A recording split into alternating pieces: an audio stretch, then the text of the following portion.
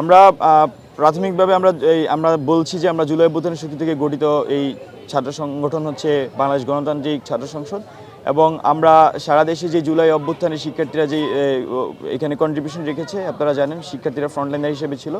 তো দেখা যাচ্ছে যে নতুন রাজনৈতিক বাস্তবতায় শিক্ষার্থীরা কিন্তু জাতীয় রাজনীতি করার সুযোগ খুব কম, সেক্ষেত্রে শিক্ষার্থীরা ছাত্র রাজনীতি করবে। আমরা ধারণা করছি যে মোর দেন 95% শিক্ষার্থীরা এখনও তারা ছাত্র অবস্থায় আছেন। তো তারা আসলে জাতীয় রাজনীতি করার সুযোগ কম, তারা ছাত্র রাজনীতি করবেন। তো আমরা মনে করছি যে এই শিক্ষার্থীদেরকে একসঙ্গে করে নতুন বাংলাদেশ গড়ার যে প্রত্যয়, শিক্ষার্থীদের মধ্যে যে আশঙ্কা, সেই আশঙ্কাকে আমরা বাস্তবে রূপান্তর করার জন্য বাংলাদেশ গণতান্ত্রিক ছাত্র সংসদ কাজ করে যাবে।